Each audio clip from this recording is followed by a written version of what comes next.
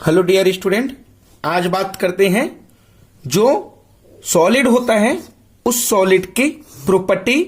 और प्रॉपर्टी में हम लोग आज बात करेंगे एक इलेक्ट्रिक प्रॉपर्टी और दूसरा नंबर पर बात करेंगे हम लोग मैग्नेटिक प्रॉपर्टी की।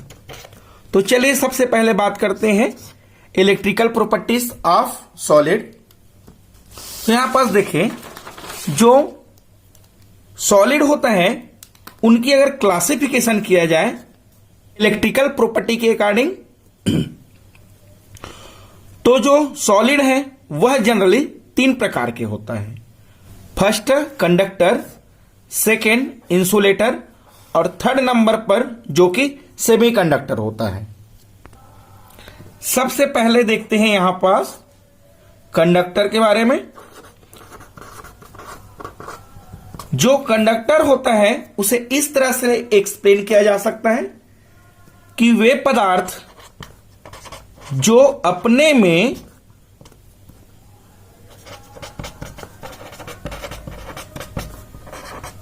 विद्युत धारा को प्रवाहित करता हो या विद्युत को प्रवाहित करता हो उसे कंडक्टर कहा जाता है या सुचालक कहते हैं।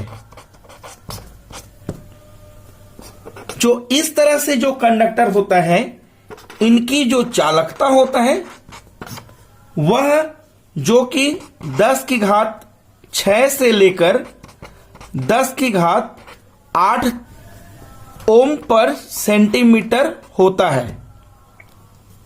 इसके साथ साथ बात करें कि जो कंडक्टर होता है वह कंडक्टर 2 तरह से बिहेवियर करता है। जो कंडक्टर होता है वह 2 तरह से गतिमान के कारण होता है। फर्स्ट तो होता है इलेक्ट्रॉन के मोमेंट की वजह से, और सेकेंड नंबर होता है आयंस के मोमेंट की वजह से। अगर बात करें इलेक्ट्रॉन मोमेंट की बात करें अगर, तो जो इलेक्ट्रॉन है वह कोई भी जो ठोस होता है उस ठोस पर इलेक्ट्रॉन का मोमेंट और आयंस का मोमेंट होता है। जब इलेक्ट्रॉन मोमेंट की बात किया जाए तो जो इलेक्ट्रॉन होता है वह जनरली धातु पर होता है, और जो आयंस का मोमेंट होता है वह जो कि क्रिस्टल पर होता है। तो इस तरह से एक्सप्लेनेशन कंडक्टर का किया जा सकता है। इसकी एग्जाम्पल की बात करें तो कंडक्टर की बात करें तो इस तरह से अगर धातु हो तो धातु पर कंडक्टर की बात करें तो सिल्वर, गोल्ड और कॉपर, इस तरह से जो मेटल है वह इलेक्ट्रॉन मोमेंट की वजह से कंडक्टर की तरह बिहेवियर करता है। और अगर आयंस मोमेंट की बात करें तो वह होता है क्रिस्टल पर। एग्जाम्पल है इन पर जो सोडियम क्लोराइड और जो सीजियम क्लोराइड है, यह इस तरह से कंडक्टर होता है जिस पर सोडियम जो कि प्लस आयन और क्लोरीन जो कि माइनस आयन के रूप में वह मोमेंट करता है, जिसके वजह से यह जो पदार्थ है वह कंडक्टर होता है। सेकेंड नंबर पर देखें इंसुलेटर की। जो इंसुलेटर होता है उसे विद्युत रोधी और कुचालक भी कहते हैं। इन पर देखें कि ऐसा पदार्थ या वे पदार्थ जिस पर विद्युत धारा प्रवाहित नहीं होता हो, तब इस तरह से जो पदार्थ होता है उसे इंसुलेटर कहा जाता है।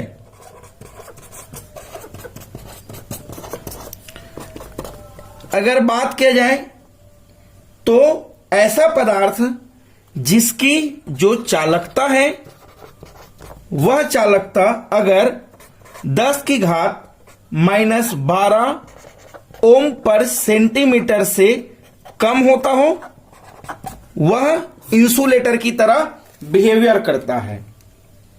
जो इंसुलेटर होता है वह जनरली आयनिक क्रिस्टलों में पाया जाता है, लेकिन ऐसे आयनिक क्रिस्टल पर पाया जाता है जिस आयनिक क्रिस्टल पर सहसंयोजक बंध पाया जाए।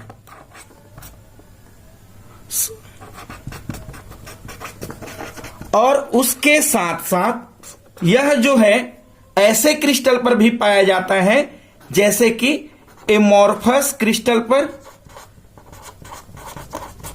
जिस पर अशुद्धियां मिलाए नहीं होते हैं, जिसकी वजह से यह इंसुलेटर की तरह बिहेवियर करता है।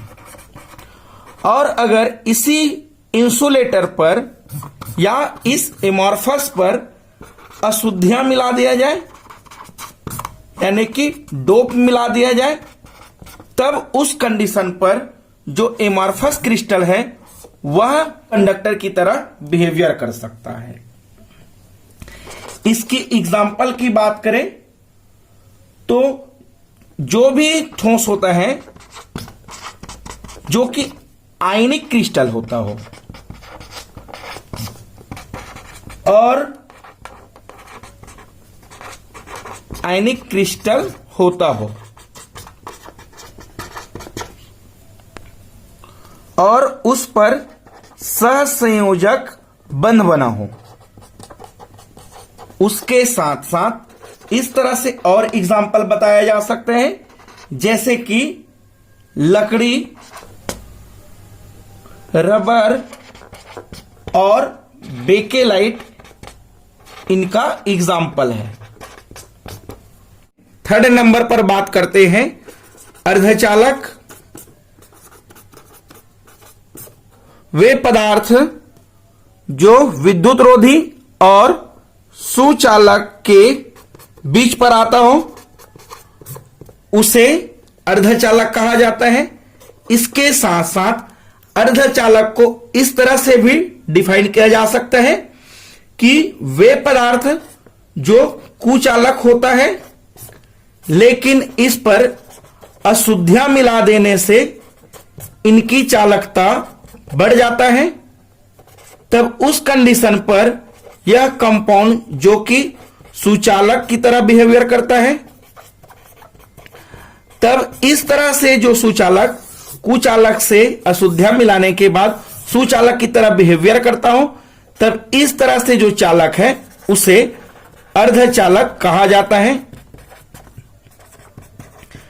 और अर्धचालक की जो चालकता होता है वह चालकता 10 की घात 6 से 10 की घात -8 ओम पर सेंटीमीटर होता है।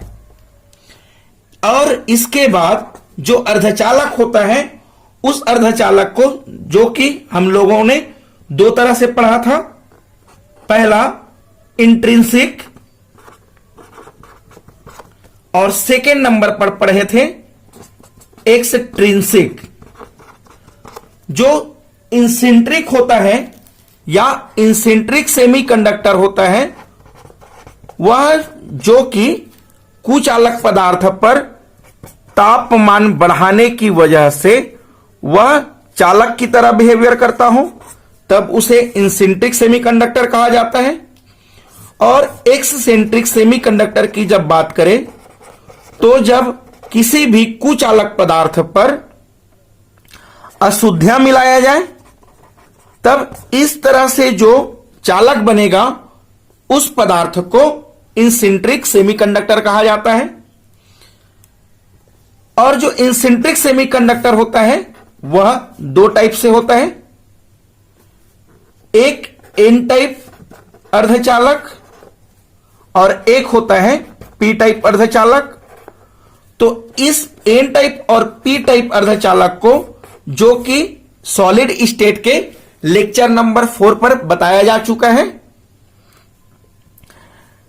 अगर ग्रुप नंबर 14 है उस पर ग्रुप नंबर 15 के एटम मिला दिया जाए तब उसे एन टाइप अर्धचालक कहा जाता है। और अगर ग्रुप नंबर 14 पर ग्रुप नंबर 13 के एटम मिला दिया जाए तब उसे पी टाइप अर्धचालक कहते हैं। एन टाइप अर्धचालक होता है उस पर जब ग्रुप नंबर 15 के एलिमेंट मिलाया जाता है, उस कंडीशन पर उस एलिमेंट के आउटर मोस्ट ऑर्बिटल पर जो कि 5 इलेक्ट्रॉन आता है। और अगर पी टाइप अर्धचालक की बात किया जाए, उस कंडीशन में इसकी आउटर मोस्ट पर जो इलेक्ट्रॉन आता है वह 3 आता है। यानी कि इसे एन टाइप और पी टाइप अर्धचालक को इस तरह से भी समझा जा सकता है। ट्रिक होता है इसका, पेडिनरी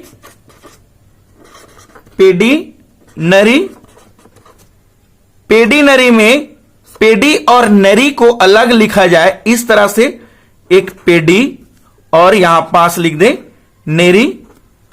पेरी का मतलब होता है पी टाइप अर्धचालक, जिस पर इलेक्ट्रॉन जो है वह डेफिशिएंट होगा, इंप्योरिटी कहलाएगा।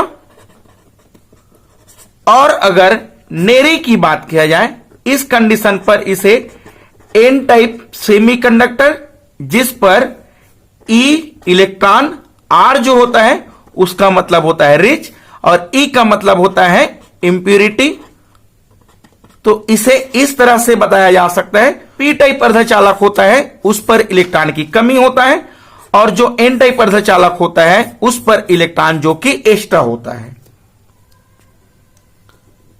इस तरह से जो कंडक्टर, सेमीकंडक्टर और इंसुलेटर होता है उसे बेंड थ्योरी के अकॉर्डिंग भी समझा जा सकता है। बात करें इस बेंड थ्योरी की, तो बेंड थ्योरी के अकॉर्डिंग जो ऑर्बिटल होता है या एटम होता है, उस एटम में 2 तरह से बेंड पाया जाता है। एक जिसकी एनर्जी कम होता हो, और एक होता है जिसकी एनर्जी अधिक होता हो। और अगर एनर्जी जिसकी कम होता हो उसे वैलेंसी बैंड कहा जाता है, और जिसकी एनर्जी अधिक हो उसे कंडक्टेंस बैंड कहा जाता है। तो इस तरह से 2 बैंड मिलता है, कंडक्टेंस बैंड और वैलेंसी बैंड। और जो कंडक्टेंस बैंड और वैलेंसी बैंड के बीच पर जो गैप मिलता है, उस गैप को फॉरबिडन गैप कहा जाता है, या इसे गैप एनर्जी भी कहते हैं।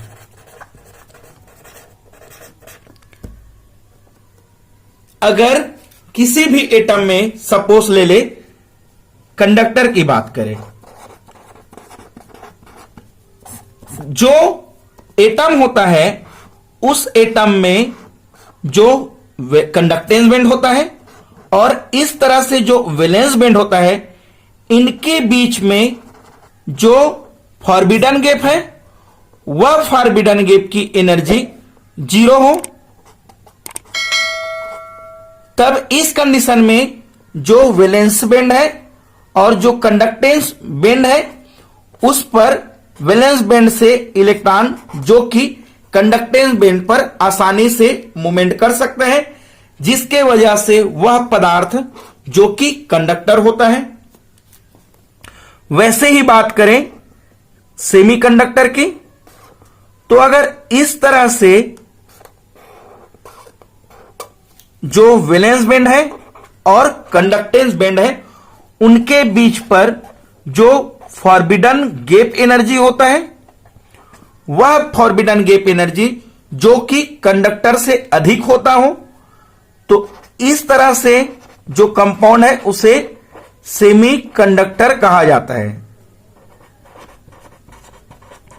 उसके साथ साथ जो सेमीकंडक्टर होता है उस पर जो फॉरबिडन गैप और कंडक्टेंस बैंड के बीच में जो फॉरबिडन एनर्जी होता है वह ज्यादा होता है, कंडक्टर होता है, उससे उस कंडीशन पर अगर इस पदार्थ पर इंप्यूरिटी मिला दिया जाए, तब इंप्यूरिटी मिलाने से जो फॉरबिडन गैस है वह कम हो जाएगा।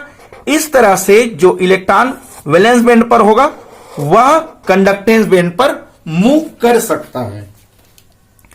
वैसे ही बात करें इंसुलेटर की, जो इंसुलेटर होता है उस पर कंडक्टेंस बैंड और वैलेंस बैंड होता है, उनके बीच में जो गेट एनर्जी होता है या फॉरबिडन एनर्जी होता है वह बहुत ही ज्यादा होता है, जिसके वजह से जो इलेक्ट्रॉन वैलेंस बैंड पर होता है वह जो कि कंडक्टेंस बैंड पर नहीं जा सकता है, तब वह पदार्थ जो कि इंसुलेटर की तरह बिहेवियर करता है। एग्जाम्पल की बात करें लिथियम की, तो लिथियम पर जो इलेक्ट्रॉन होता है वह 3 होता है, जिसे 1s2 और 2s1 लिखा जाता है, और जो कि 2s1 पर इलेक्ट्रॉन एक ही है। इसका मतलब यह इलेक्ट्रॉन जो कि वैलेंस बैंड से कंडक्टेंस बैंड में चले जा सकता है, इसलिए जो लिथियम है वह कंडक्टर होता है।